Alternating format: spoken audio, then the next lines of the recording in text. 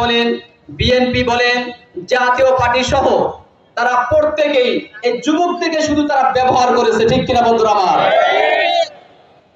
যখনই তাদের স্বার্থ হাসিল হয়ে গেছে, এই যুবকদেরকে আস্থা করে তারা নিক্ষেপ করেছে।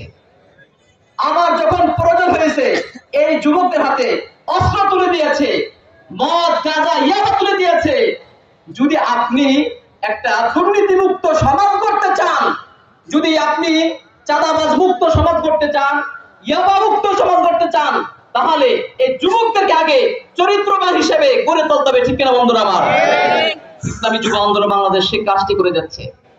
আজকে ইসলামী যুব আন্দোলন বাংলাদেশ সারা বাংলাদেশে হাজার হাজার লক্ষ লক্ষ যুবকদেরকে এই মদ, ইয়াবা, ছিনতাই সহ যত অপকর্ম আছে, যারা এই সদস্য হয়েছে, তারা একজন আদর্শবান ব্যক্তি হিসেবে তারা নিজেকে প্রতিষ্ঠিত করার জন্য চেষ্টা চালিয়ে যাচ্ছে ইনশাআল্লাহ।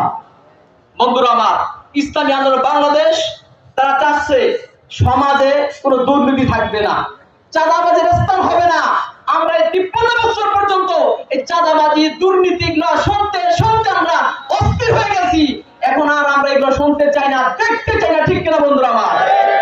বাংলার জমিনে আর কোনো চাঁদাবাজদের স্থান হবে না ইনশাআল্লাহ। আমরা ইনশাআল্লাহ আগামী নির্বাচনে যদি আদর্শবান ব্যক্তিদেরকে ওই সংসদের মস্তকে বসাতে পারি, দুর্নীতিমুক্ত সমাজ গড়া সম্ভব।